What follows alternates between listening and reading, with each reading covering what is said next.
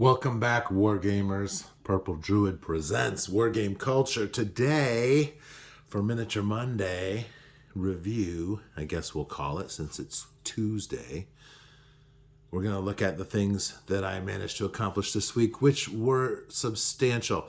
I got a lot of painting done, and I'm very excited about what we've accomplished here. So let's give it a quick review.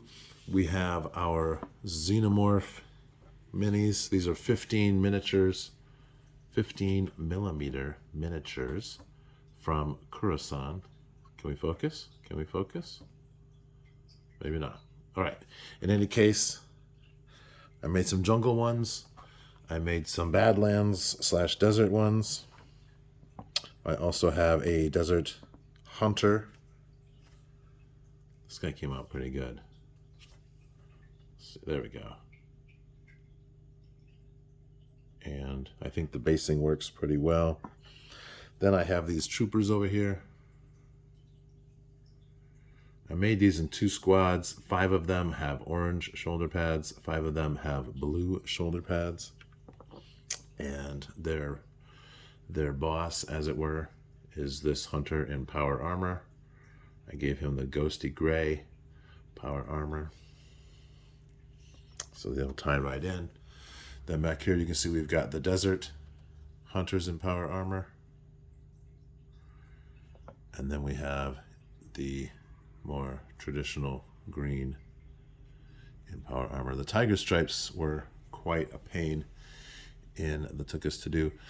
The soldiers, the troops, also come with a couple of characters that you can get. This is, I don't know, a general or an officer of some sort. She looks pretty cool. And then there's this superhero type that I was pretty inspired, and I painted her up to look like the Nancy Good-Aim cartoon or comic book, phony sort of comic book from the pulp era. I also managed to get these cannons done for the Imaginations game. They're almost done. I do need a little bit more work on the basing. And so in any case, I think these all came out really well. I'm excited about the way the bases are, and I'm just going to do a little bit of detail work on the rims to help them tie in to the table when we get that going.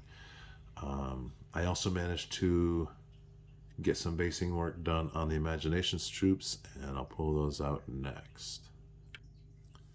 So here are the Napoleonics / Imaginations troops. These are actually old Risk pieces that I painted up. And again, these came out pretty well. They're not super detailed, but they've got just enough, and they certainly look really good from this distance. That tabletop type. I'm going to be doing a little more detail on the bases, give them a little more texture and that sort of thing. I just ran out of time yesterday. And then I've got these little trees back here for obviously using for forests and terrain and stuff like that. So these came out pretty well. Pretty excited about that. And then the other big project, stand by 1 second. A while back, when I was going to make the Imaginations armies, I decided that it would be helpful to bulk up my armies without spending a ton of money. So I got these Risk pieces. These are the ones I just showed you that are painted up. I also was able to get on eBay just the cards for Castle Risk. And I've also got some old chess pieces laying around. So I got these I painted these rooks black. And then the rules for Castle Risk, you can actually download for free from the Hasbro site. So here are the rules for Castle Risk. And because I didn't have a board, and it's all do-it-yourself here, I went ahead and painted up a 16 by 22 painting canvas board. And so this will be the game board for playtesting some Castle Risk. First, obviously, we'll play at rules as written, and then we're going to start playing around with the rules and see what kind of fun things we can do. And I may go ahead and add the scouting minigame and the siege minigame in here because I think that would be pretty cool. But basically, we've got your 4 different empires.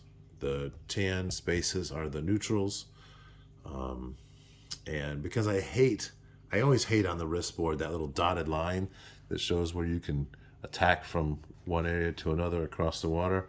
For this one, I just painted them light blue so you can see where they're able to attack across without needing the boat. And then since I have already done the boats, which are coming up next, I'll go ahead and use that for the Admiral's ship for invasions of areas that are separated by water. So stand by. I want to get the galleys for you. All right, so I have made 2 complete fleets, a red fleet and a blue fleet. And I got some pictures online, some sample pictures of Roman galleys, and I just used a toothpick. The full construction process I put on Twitter, and I'll probably put this on the blog as well. But they're just mounted on black foam core. May or may not paint the sides. I haven't decided yet. But for right now, these are really just to have something simple and fast and cheap to do some playtesting with different naval battle rules. We're going to start with Don Featherstone, of course. And then we're also going to move up to Don't Give Up the Ship and some of Bob Corddry's gridded naval war games based on the portable war game concepts. And I do have a couple of books coming in the mail, so we may add those to the list as well. But I also got some felt, and I cut these out to make some little islands. So I think these will look pretty cool. I didn't glue them or anything because they stick pretty well. And I think the glue, I'm sure you've seen that when you were a kid and you made felt things and the glue soaks through and it makes those weird stains. So I didn't want that. So we're just going to have this. So I've got several islands that I made. So this should be really cool. We should have a lot of fun making these. Those are coming up in February. The very first naval battle is all set up. It is actually a playthrough of the Broadside board game from, 60 years ago now. And that's where we're going to kick it off. And then we're going to go straight into Don Featherstone's and Tony Bath's ancient naval battle rules. And we'll go from there. So thanks for watching. I do appreciate it. Please hit like and subscribe if this is the kind of thing you're interested in. And if you want to know more about how these naval battle games were developed, go ahead and check out the Substack because we're going to have lots of information there about the rules and about the play.